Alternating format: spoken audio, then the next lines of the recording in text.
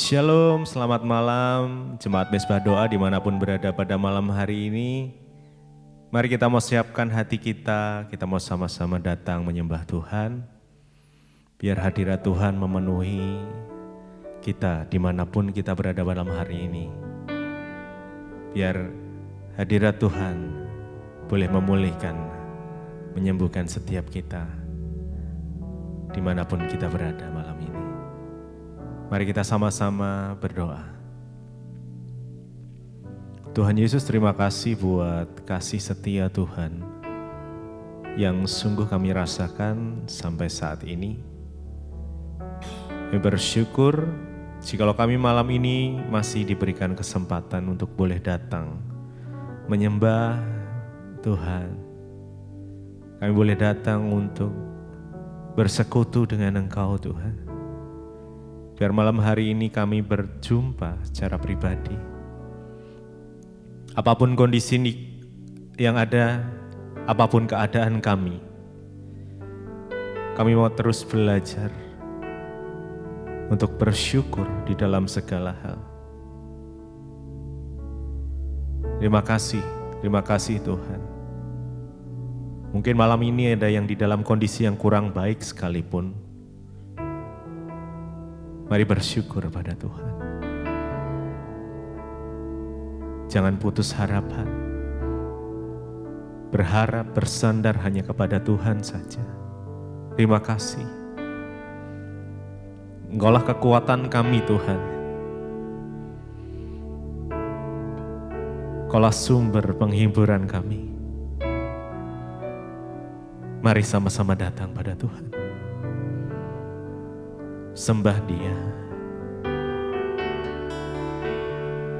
Kami datang menyembah-Mu,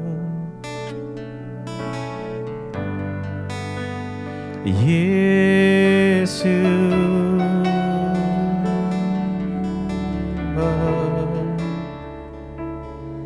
Kami datang menyembah-Mu,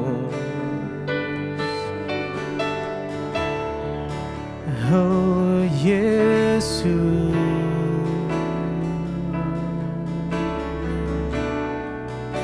Terima kasih.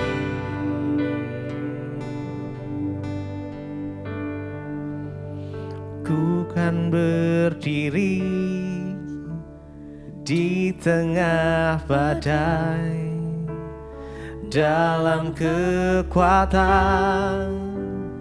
yang Kau berikan. Sampai kapanpun ku kan bertahan, karena Yesus selalu menopang. Ku kan berdiri di tengah badai, dalam kekuatan yang Kau berikan.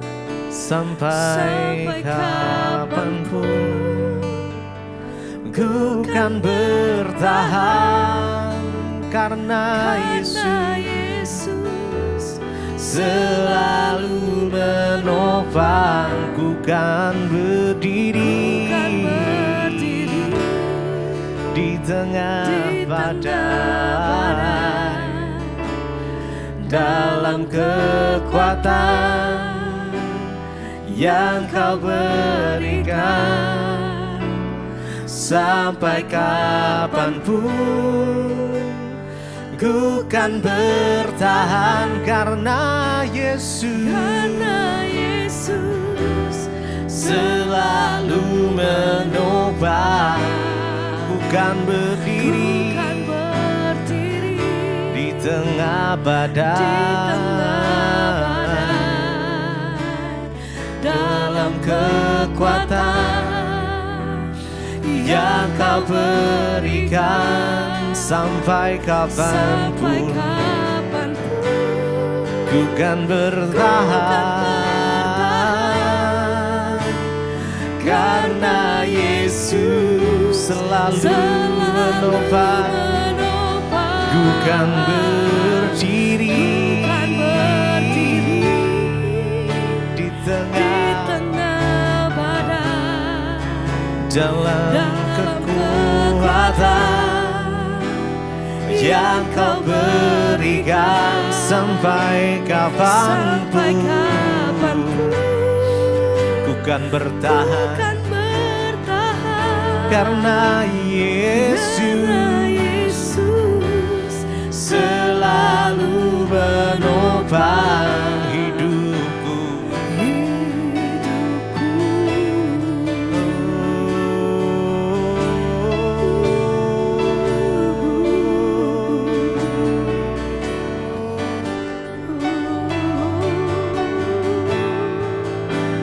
Engkaulah kekuatan kami, Tuhan. Engkaulah kekuatan kami, ya Tuhan. Yesus, Kaulah sumber pengharapan kami. Hanya Yesus Tuhan.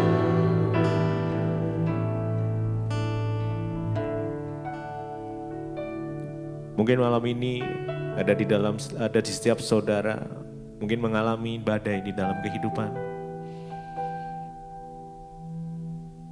Percayalah, saat kita mengandalkan Tuhan, kita mampu berdiri di tengah badai itu. Bahkan kita berjalan karena Tuhan yang memberikan kekuatan. Ku kan berdiri di tengah badai, dalam kekuatan yang Kau berikan sampai kapanpun. Tak tergoyahkan karena Yesus selalu menopang. Ku kan berdiri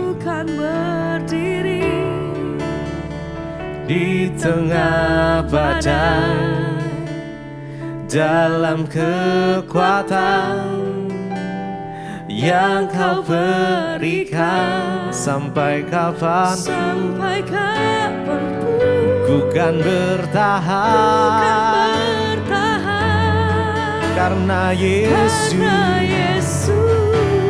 selalu menopang. Mari dengan iman kita, ku kan berdiri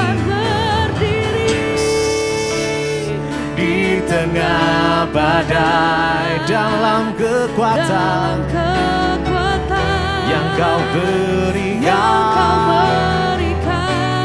sampai kapanpun. Ku kan bertahan karena Yesus selalu menopang. Ku kan berdiri di tengah badai, dalam kekuatan yang Kau berikan sampai kapanpun. Ku kan bertahan karena Yesus selalu menopang hidupku.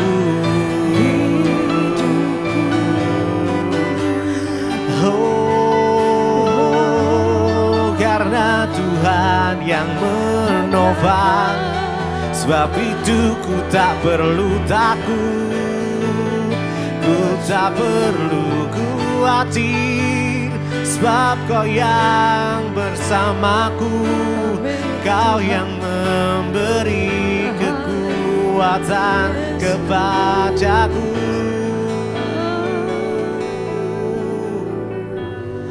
Yesus Tuhan, Kami percaya Engkau Tuhan yang tidak pernah gagal untuk menepati janji-janji-Mu ya Tuhan.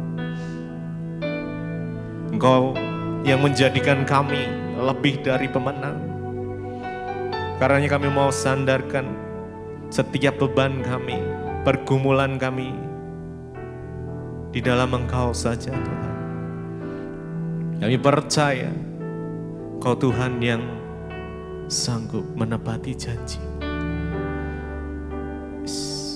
Ku percaya Kau Tuhan yang tak pernah gagal, menjadikanku lebih dari pemenang. Ku percaya Kau Tuhan yang selalu menepati janji-Mu. Ku percaya Kau Tuhan yang tak pernah gagal, menjadikanku lebih dari pemenang. Ku percaya Kau Tuhan yang tak pernah menepati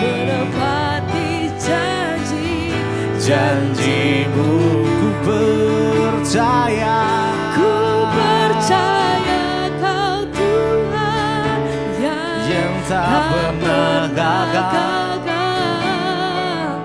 menjadikanku lebih dari pemenang. Ku percaya Kau Tuhan yang tak pernah lalai menepati janji-Mu. Kami percaya Tuhan. Ku percaya Kau Tuhan. Mari lebih lagi dengan segenap hati kita datang pada Tuhan malam ini. Oh, menjadikanku lebih dari pemenang. Percaya Kau Tuhan yang tak pernah lalai menepati janji. Lebih lagi ku percaya Kau Tuhan yang tak pernah gagal, menjadikanku lebih dari pemenang. Ku percaya Kau Tuhan yang tak pernah lalai menepati janji-janji-Mu.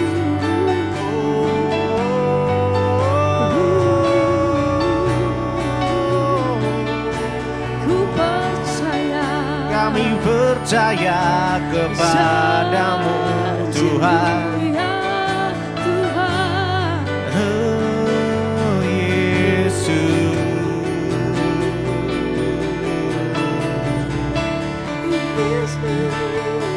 Mungkin di antara saudara malam ini engkau berdoa untuk sesuatu dan Tuhan belum kerjakan, Tuhan belum menjawab. Tapi percayalah dengan imanmu, Tuhan akan menepati janji-janjinya. Setiap orang yang percaya, berserah, bersandar kepada Tuhan.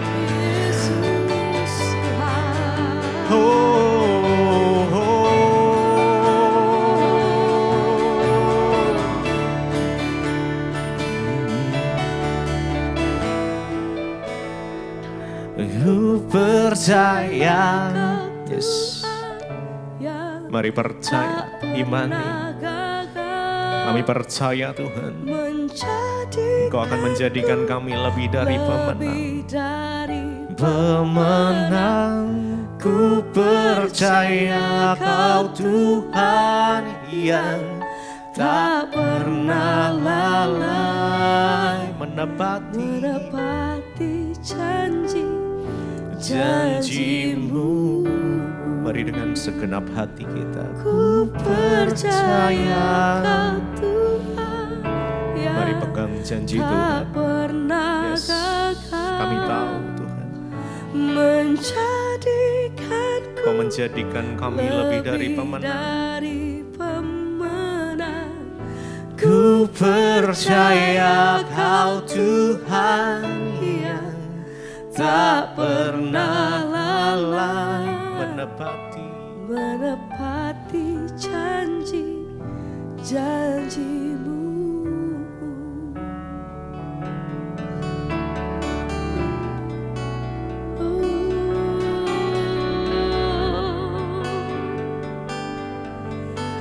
Kau tak pernah ingkari janjimu di hidupku. Yesus Tuhan, kami percaya Tuhan tidak pernah gagal dalam hidup kami. Tidak pernah Kau melupakan dan tidak pernah Kau melupakan setiap umat-Mu Tuhan. Satu hal yang kami percaya, bahwa ketika kami menyerahkan segala pergumulan hidup kami, Engkau bekerja, kuasa-Mu nyata atas hidup kami, pertolongan-Mu selalu nyata dalam hidup kami.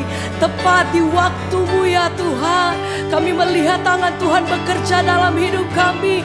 Kami senantiasa percaya, kami punya Tuhan yang besar, kami punya Tuhan yang ajaib, kami punya Tuhan yang heran. Kau saja Tuhan. Sebab itu dengan hati kami percaya, kami mau nyatakan, ku yakin Kau hadir di sini. Kami yakin, amin Tuhan, kuasa yang kami percaya kuasa-Mu bekerja atas hidup kami. Kami percaya Tuhan, amin, terjadi di sini. Mari dengan iman bersama nyatakan, ku yakin Kau hadir di sini. Ku rasakan kuasa yang kuasa-Mu bekerja atas hidup kami. Tuhan, pemulihan terjadi, kesembuhan terjadi atas hidup kami Tuhan. Terjadi di sini. Ku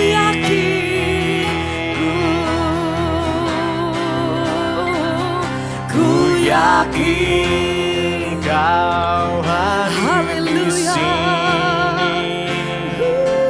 Ku rasakan kuasa yang tak terbatas. Kuasa-Mu tidak Ku pernah, yakin tidak pernah Kau nyata terbatas. di sini.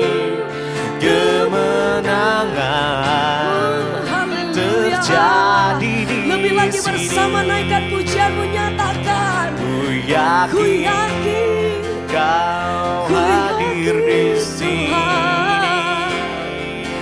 Ku rasakan kuasa yang tak terbatas. Ku yakin Kau nyata kuasa-Mu di nyata atas sini. hidup kami. Kemenangan Sebab pujian kami malam hari ini bagi Raja di atas segala raja. Layak Tuhan, Ku ku yakin yakin, Kau hadir di sini. amin. Ku rasakan kuasa yang tak terbatas. Ku yakin Kau nyata di sini. Kemenangan terjadi di sini. Haleluya. Kami percaya Tuhan, dengan iman yang teguh kami percaya Engkau sanggup mengubahkan, Engkau sanggup melakukan segala perkara atas hidup kami.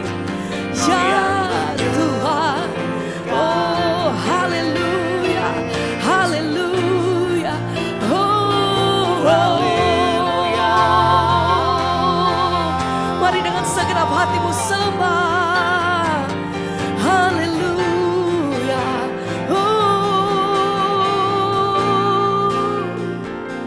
Ku yakin Kau hadir di sini. Ku rasakan kuasa yang tak terbatas.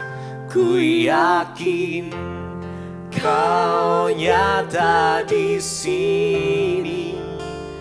Kemenangan terjadi di sini. Sekali lagi, ku yakin Kau hadir di sini. Ku rasakan kuasa yang tak terbatas. Ku yakin Kau nyata di sini. Kemenangan terjadi di sini.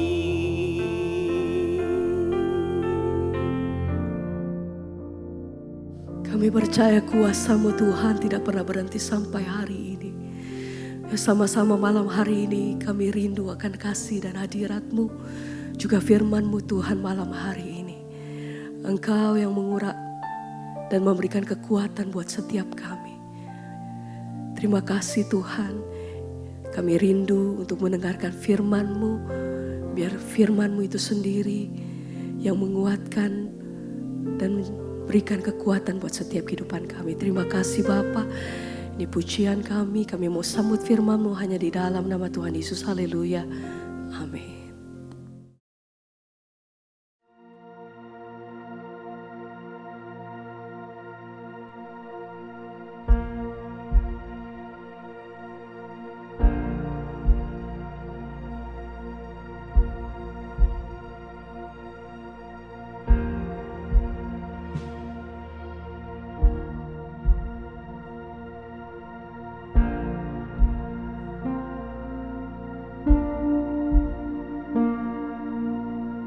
Ya, shalom Bapak Ibu. Shalom.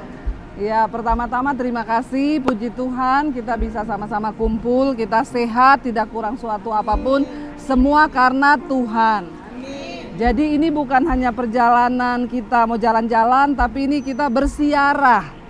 Bersiarah itu artinya kita mau berdoa. Ketika kita mau pergi untuk berdoa, mendekatkan diri dengan Tuhan, ya semua kita itu di hadapan Tuhan sama, tidak ada yang lebih tinggi, tidak ada yang lebih rendah, semuanya sama di hadapan Tuhan. Dan saya juga akan memberi yang terbaik buat setiap kita yang ada di tempat ini. Jadi saya berdoa supaya setiap kita jaga damai sejahtera di dalam grup ini. Kita akan pergi ya, karena semuanya itu karena campur tangan Tuhan. Jadi di tempat ini hanya Tuhan yang ditinggikan, hanya Tuhan yang dimuliakan. Kita semua sama-sama merendahkan diri di tangan Tuhan supaya Tuhan menyertai perjalanan kita. Amin. Yuk kita satukan hati, kita berdoa. Tuhan, kami mengucap syukur buat malam hari ini. Kami tahu nafas hidup yang kami punya hanya daripada Tuhan saja. Tidak ada yang bisa kami sombongkan Tuhan. Karena hidup kami adalah milik-Mu Bapa. Karena itu kami menyerahkan perjalanan kami Tuhan. Untuk menuju ke Turki, Tuhan menyertai perjalanan ini. Nafas hidup kami itu dari Tuhan saja. Kami minta perlindungan Tuhan. Bahkan di dalam grup ini kami tolak segala perpecahan, segala hal-hal yang tidak mendatangkan damai sejahtera. Kami tolak segala pekerjaan iblis di dalam nama Yesus. Kami minta kesatuan hati Tuhan, karena kami tahu ketika kami hidup rukun bersama, Tuhan mencurahkan berkat-berkat-Mu atas hidup kami. Terima kasih Bapa, penyertaan-Mu sempurna dari Jakarta sampai kami transit tiba di Turki dengan penuh selamat, dan nama Tuhan dipuji dan dipermuliakan. Kami menyerahkan perjalanan ini dalam satu nama Tuhan kami Yesus Kristus. Haleluya. Amin. Amin.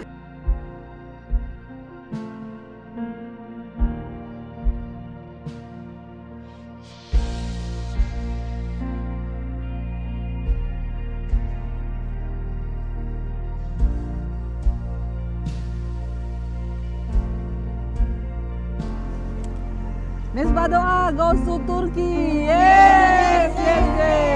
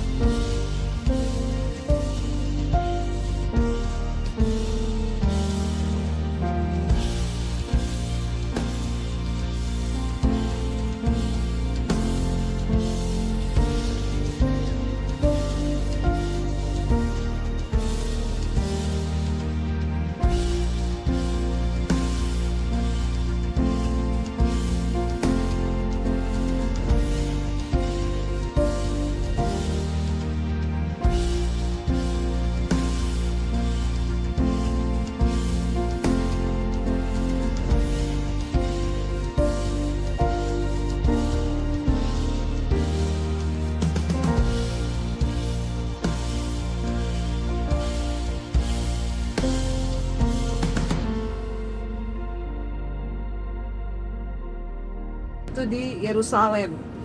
Setelah Roh Kudus dicurahkan, Alkitab berkata mereka dipenuhi kuasa oleh Roh Kudus, mereka mulai pergi untuk memberitakan Injil.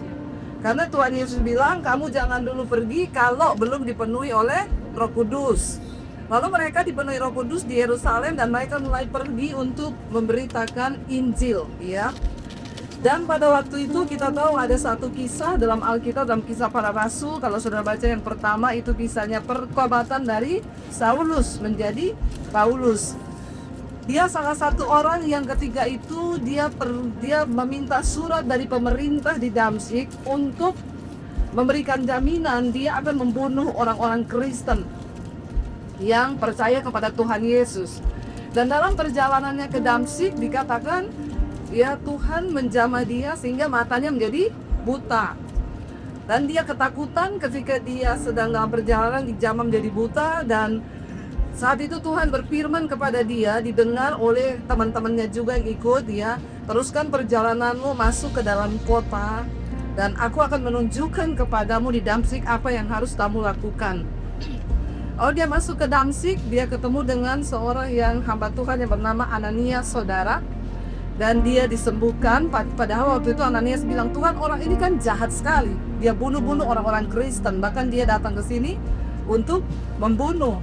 Lalu kenapa aku harus doakan gitu ya? Tapi Tuhan bilang, sembuhkan dia, jamah matanya supaya dia sembuh. Karena aku akan pakai dia untuk memberitakan Injil, ya. Dan akhirnya Rasul Paulus mulai pelayanannya, saudara. Ketika dia terima Tuhan Yesus dari Yerusalem, dia mulai belajar tentang firman Tuhan. Dan akhirnya dia mulai diutus untuk pergi pelayanan. Nah, saya sudah bagikan itu, ada petanya di dalam grup. Tapi kita mau buka Kisah Rasul pasal yang ke-16, saudara. Ya, Kisah Rasul pasal yang ke-16. Mulai ayat yang keempat dikatakan di sana. Ayat yang pertama juga nggak apa-apa. Kisah Rasul 16, Timotius turut serta dengan Paulus. Ya, Paulus datang juga ke Derbe dan ke Listra. Di situ ada seorang murid bernama Timotius, ibunya adalah seorang Yahudi dan telah menjadi percaya, sedangkan ayahnya seorang Yunani. Timotius, ya, Kisah Para Rasul 16, ya, ayat yang pertama dan 2. Timotius ini dikenal baik oleh saudara-saudara di Listra dan di Ikonium. Dan Paulus malu supaya dia menyertainya dalam perjalanan. Paulus menyuruh menyunatkan dia karena orang-orang Yahudi daerah itu, sebab setiap orang tahu bahwa bapaknya adalah orang Yunani. Ayat 4, Paulus menyeberang ke Makedonia. Ini penting, saudara, tolong diperhatikan. Ini sejarah dari kota gereja pertama yang akan kita pergi ini di Tiatira. Dalam perjalanan keliling dari kota ke kota, Paulus dan Silas menyampaikan keputusan-keputusan yang diambil para rasul dan para penatua di Yerusalem dengan pesan supaya jemaat-jemaat menurutinya. Demikian jemaat-jemaat diteguhkan dalam iman dan makin lama makin bertambah besar jumlahnya. Maka mereka melintasi tanah Frigia dan tanah Galatia karena Roh Kudus mencegah mereka untuk memberitakan Injil di Asia. Ya, itu. Saudara bisa lihat sini, tanah Frigia dan tanah Galatia. Nah, Roh Kudus melarang mereka, ya, dan Roh Kudus melarang mereka pergi ke Asia. Ya, Asia yang kita sudah lihat. Ayat 7, dan setibanya di Misia, mereka mencoba masuk ke daerah Bitinia, tetapi Roh Yesus tidak mengizinkan mereka. Ya, dan dikatakan di sana setelah melintas Misia, mereka sampai di Troas, ya, Troas tadi yang sudah kita ikut Troas, ya. Jadi Bapak Ibu, sekarang ini kita bukan menceritakan dongeng, ya, karena di depan ini saudara lihat peta benar-benar kisah perjalanan, ya, pelayanan penginjilan dari seorang Rasul Paulus, ya. Waktu sampai di Troas dikatakan pada malam harinya tampaklah oleh Paulus suatu penglihatan di kota Troas. Rasul Paulus mendapat penglihatan, saudara. Ya, pada malam harinya tampaklah oleh Paulus penglihatan ada seorang Makedonia berdiri di situ dan berseru-seru kepadanya, katanya, menyeberanglah kemari dan tolonglah kami. Ya, mana itu Makedonia di situ di sebelah sana, ya. Nah, Ya, ini kan Bulgaria. Iya. Ini umparannya Bulgaria. iya, Yunani. Jadi dia menyeberang ke sana, saudara, ya, ke daerah Makedonia. Karena Tuhan punya rencana ternyata. Ya, dan dikatakan sana akhirnya dia menyeberang, saudara, karena malam itu dia dapat penglihatan ada orang Makedonia yang berteriak-teriak, ayo ke sini, berseru-seru, menyeberanglah kemari. Ayat 10, setelah Rasul Paulus melihat penglihatan itu, segeralah kami mencari kesempatan untuk berangkat ke Makedonia, karena dari penglihatan itu kami menarik kesimpulan bahwa Allah telah memanggil kami untuk memberitakan Injil kepada orang-orang di sana. Ya, lalu kami bertolak dari Troas dan langsung berlayar ke Samotrake, dan keesokan harinya tibalah kami di Neapolis. Dari situ kami ke Filipi, ya, kota pertama di bagian Makedonia itu, suatu kota perantauan orang Roma. Di kota itu kami tinggal beberapa hari. Nah, apa hubungannya dengan Tiatira, saudara? Ayat 13 berkata begini. Pada hari Sabat kami keluar ke pintu gerbang kota. Kami menyusur tepi sungai dan menemukan tempat sembahyang Yahudi yang sudah kami duga ada di situ. Setelah duduk, kami berbicara kepada perempuan-perempuan yang ada berkumpul di situ.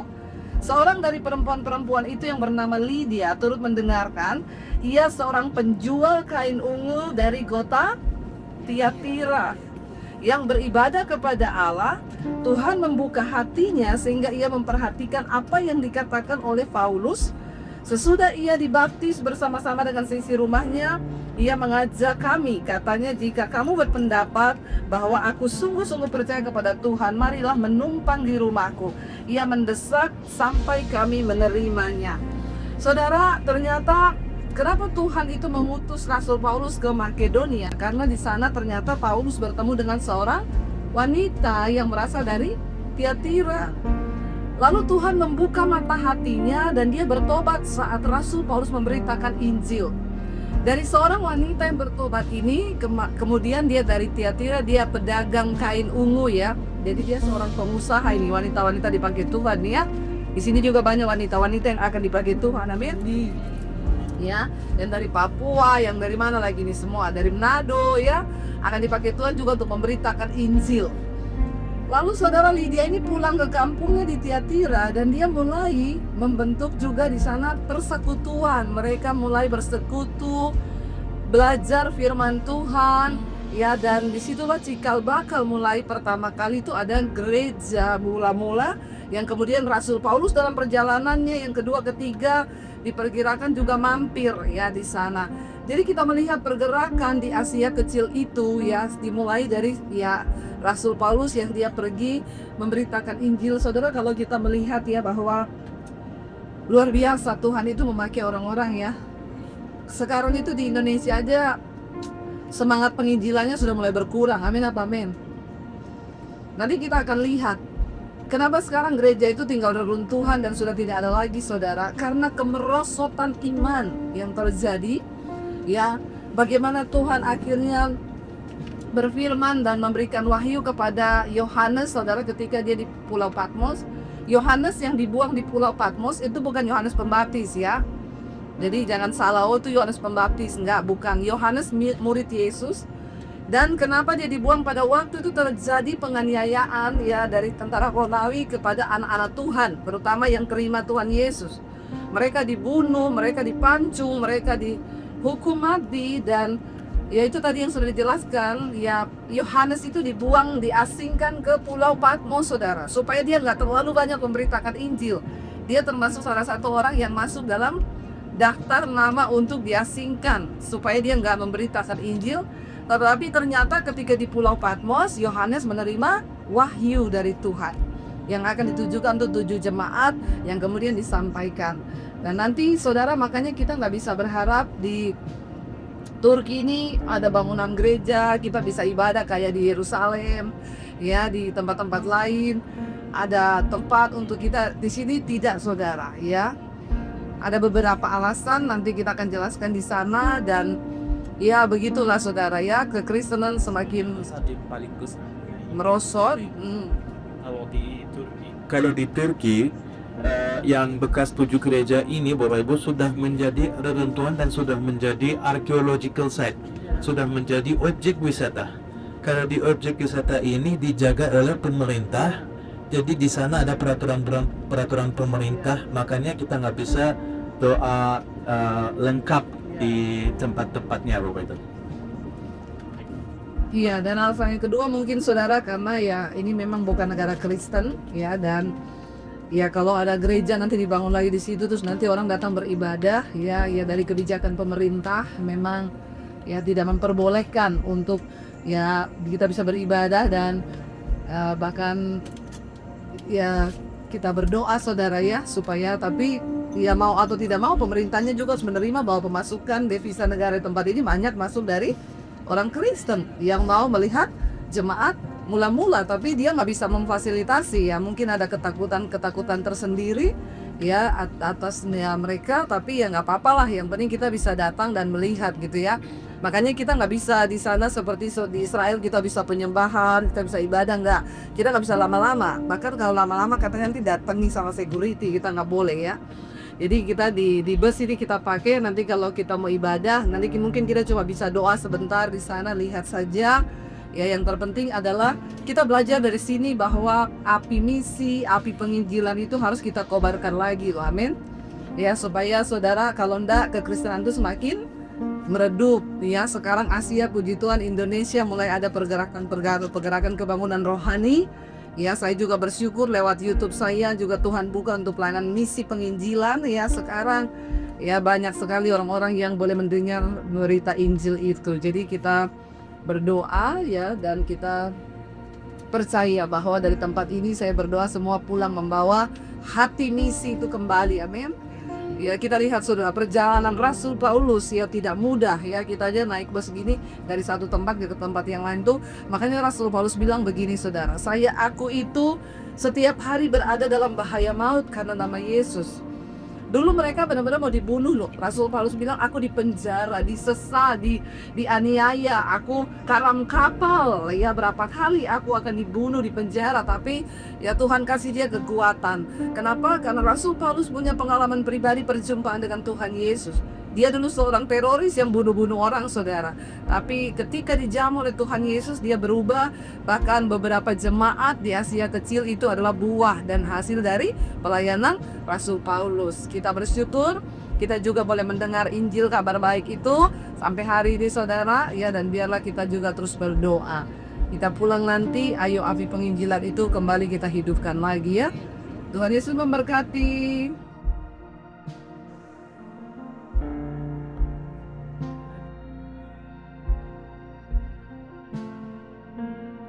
Iya, shalom saudara, saya sedang ada di Tiatira. Ini adalah salah satu jemaat mula-mula di Kitab Wahyu, jemaat yang terbentuk karena pelayanan Rasul Paulus ketika dia menginjil di Galatia, Filipi sampai ke Makedonia, dan dia berjumpa dengan Lydia, seorang pengusaha kain ungu.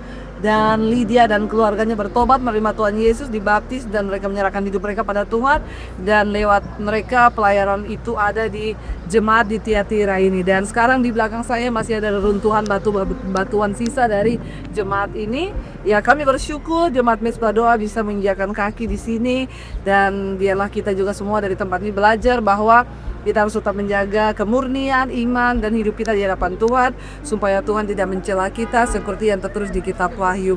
Semoga saudara bisa dapat kesempatan untuk ke depan ikut bersama-sama dengan rombongan dari Mesbah Doa DBTV. Tuhan memberkati.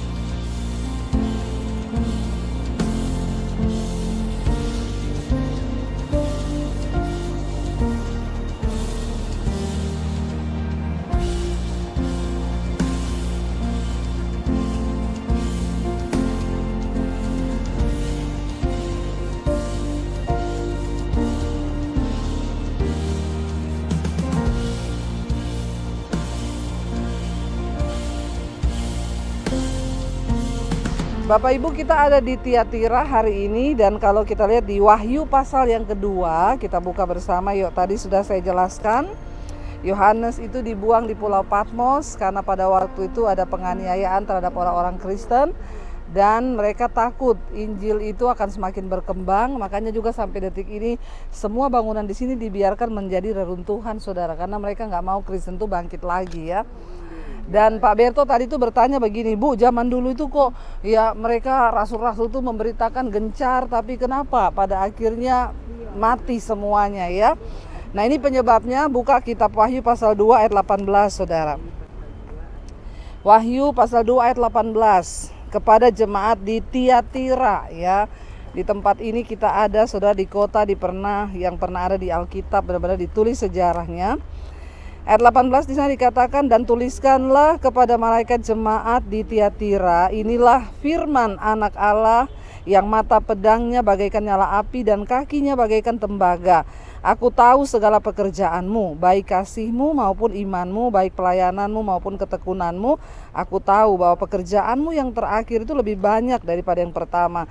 Tetapi aku mencela engkau karena engkau membiarkan wanita Isabel yang menyebut dirinya nabi ya, mengajar dan menyesatkan hamba-hambaku supaya berbuat sinah dan makan persembahan-persembahan berhala. Dan aku telah memberikan dia waktu untuk bertobat, tetapi ia tidak mau bertobat dari sinahnya.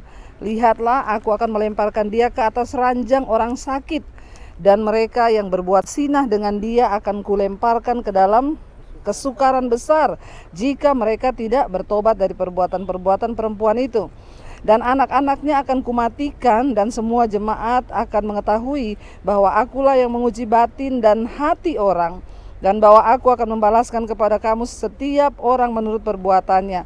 Tetapi kepada kamu, yaitu orang-orang lain di Tiatira yang tidak mengikuti ajaran itu dan yang tidak menyelidiki apa yang mereka sebut seluk-beluk iblis, kepada kamu akan aku berkata, aku tidak mau menanggungkan beban lain kepada kamu, tetapi apa yang ada padamu peganglah itu sampai aku datang. Dan barang siapa menang dan melakukan pekerjaan-pekerjaanku sampai kesudahannya, kepadanya akan kukaruniakan kuasa atas bangsa-bangsa, dan ia akan memerintah mereka dengan tongkat besi. Mereka akan diremukkan seperti tembikar tukang periuk, sama seperti yang kuterima dari Bapakku. Dan kepadanya akan kukaruniakan bintang timur. Siapa bertelinga, hendaklah ia mendengarkan apa yang dikatakan Roh kepada jemaat-jemaat. Coba pegang semua telinganya, ada? Ya. Berarti ini juga ditulis buat setiap kita. Bapak Ibu, jemaat di Tiatira ini dipuji loh oleh Tuhan sebenarnya. Ini adalah jemaat yang terkecil tapi mendapat ayat yang paling banyak di kitab Wahyu, saudara. Dikatakan pertama Tuhan memuji mereka itu kenapa? Mereka itu sebenarnya ya Tuhan bilang, aku memuji baik kasihmu ya, segala pekerjaanmu. Orang jemaat di Tiatira itu saling mengasihi, saling tolong menolong. Mereka itu saling menghormati bukan hanya kepada yang kaya, tetapi juga kepada orang yang miskin, yang lemah. Mereka saling tolong menolong.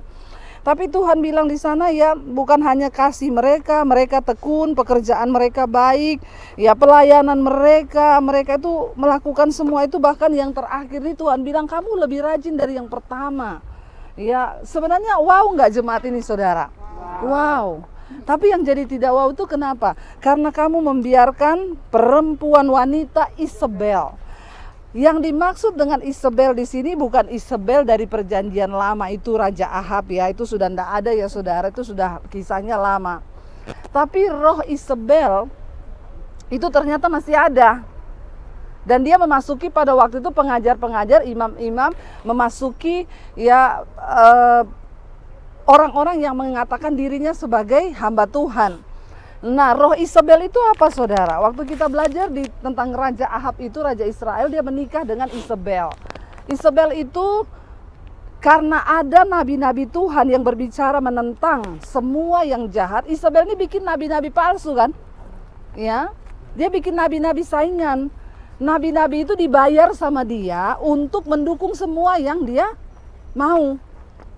Jadi bayangkan Tuhan itu marah sampai Isabel ini membuat nabi-nabi palsu yang untuk menyenangkan dia, apapun yang dia bilang, nabi-nabi ini bernubuat buat dia saudara, padahal itu nabi bayaran. Ya. Nah, roh Isabel ini masuk ke dalam jemaat di Tiatira ini saudara.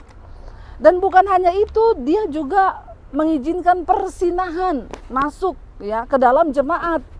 Yang membuat kekristenan menjadi lemah adalah apa saudara? Ketika orang-orang bahkan penyembahan berhala. Kita tahu Isabel itu dan Ahab membawa penyembahan berhala masuk ke Israel pada zaman itu. Ya, mereka menyembah kepada Allah, tapi Isabel membuat Baal, dewa Baal itu masuk, dan Ahab membangun kuil-kuil untuk dewa itu. Nah, ketika mereka di Tiatira ini kemasukan roh Isabel itu, ya, jadi mereka juga mulai mencampur aduk pelayanan dan penyembahan kepada Allah itu dengan roh-roh ilmu-ilmu hitam. Saya percaya di sini kita nggak ada lagi ya yang percaya dukun, amin. Ya, itu mendatangkan murka Tuhan loh saudara. Kita percaya kuasa gelap, kita percaya ya orang pinter, ya nggak ada, itu Tuhan murka loh. Yang kedua, mereka itu suka dengan persinahan. Kita melihat sekarang pun banyak orang Kristen gereja Tuhan yang menyatakan diri sudah percaya Tuhan, tapi mereka ya bersinar rohani dan bersinar jasmani. Tadi sudah diterangkan ya sama Osman. Jadi pelacur-pelacur itu bahkan didatangkan saudara. Orang-orang Kristen itu menjadi wanita-wanita pelacuran untuk para pejabat, petinggi-petinggi negara. Ya, dan itu semua mereka orang-orang anak Tuhan, orang-orang yang mengaku percaya sama Tuhan. Kalau melacur rohani, mereka menyembah Allah tapi menyembah dewa juga. Jadi terjadi hal-hal yang, tapi secara kegiatan jemaat ini dikatakan wow, mereka rajin, saling menolong, mengasihi dalam keadaan kegiatan rohani, pelayanannya hebat. Tapi ternyata sudah padam. Tuhan bilang, aku mencela engkau. Ya, karena engkau membawa roh Isabel itu masuk ke dalam jemaat. Hari ini kita percaya saudara, bukan secara kebetulan kita datang di sini, amin. Ya, kita belajar saudara, walaupun berpanas-panas ria enggak apa-apa ya. Tapi saudara juga bersyukur pernah ada di satu tempat yang tercatat di dalam Alkitab loh saudara ya. Dan tidak semua orang mendapat kesempatan itu. Karena kita mendapat kesempatan, kita juga bawa api itu dari sini saudara. Kita melihat sekarang kekristenan bahkan di kota. Tapi kita bersyukur kita sudah bisa ada, kita bisa ada di tempat ini. Api ini kita bawa pulang ke Indonesia, amin saudara. Kita mulai berdoa menjadi jemaat yang serius dengan Tuhan, buang persinahan, buang segala hal-hal yang tidak berkenan, buang semua penyembahan berhala, kita buang semua hal yang Tuhan tidak suka dalam hidup kita, supaya kekristenan kita juga tidak dicela oleh Tuhan. Percuma kita tiap minggu ke gereja, percuma kita ngasih persembahan, percuma kita ikut kegiatan ini dan itu, tapi ketika kita membiarkan roh Isabel itu ya ada dalam diri kita, ya penyembahan berhala, kita bersinah di hadapan Tuhan dan tidak sungguh-sungguh di dalam kekudusan, maka kita berkata Tuhan akan mencela kita. kita masih bisa berdoa diam-diam di sini saudara ya, mampu nggak ada petugas, yang penting jangan ribut-ribut ya, kita minta sama Tuhan untuk Tuhan boleh memberikan kita roh yang kembali menyala-nyala lagi. Yuk kita tundukkan kepala, kita satukan hati, kita berdoa. Terima kasih Tuhan, kami ada di satu tempat di mana Tuhan, Engkau pernah, roh-Mu ada di tempat ini, dan jemaat di Tiatira ini pernah menjadi jemaat yang luar biasa. Mereka dibangunkan imannya, bahkan mereka boleh menyelamatkan Tuhan orang-orang di sekitarnya. Lewat pelayanan Rasul Paulus, Lydia, pengusaha kain ungu, mereka membawa Injil itu datang ke tempat ini Tuhan. Kami percaya gereja itu ada karena dibangun di atas dasar Kristus.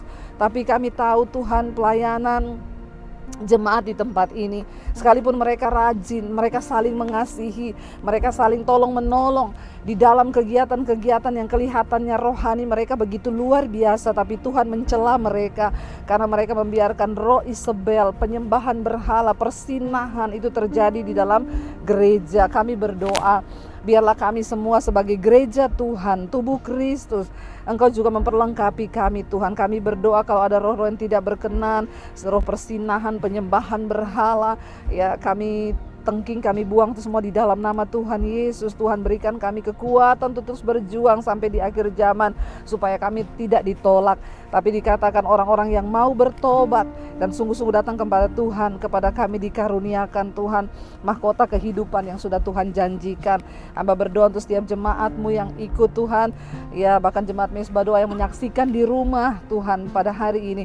Kami berdoa biarlah lawatan Tuhan boleh terjadi atas kami, iman kami dibangun dari hari ke hari, terutama di akhir zaman ini kami boleh lebih serius lagi dengan Tuhan.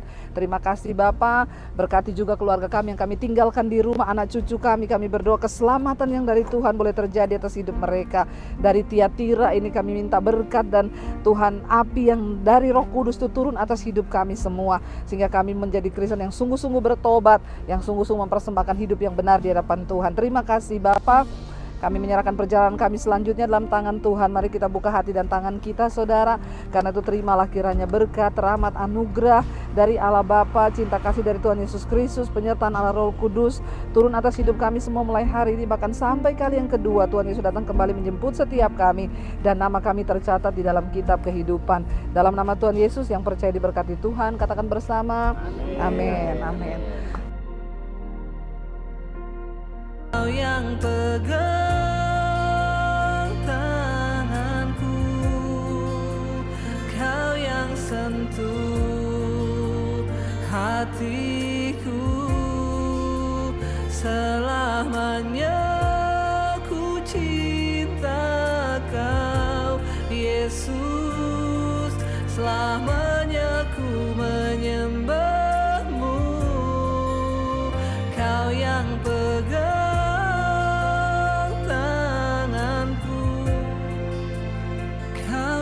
sentuh hatiku, selamanya ku cinta Kau Yesus, selamanya ku menyembah-Mu.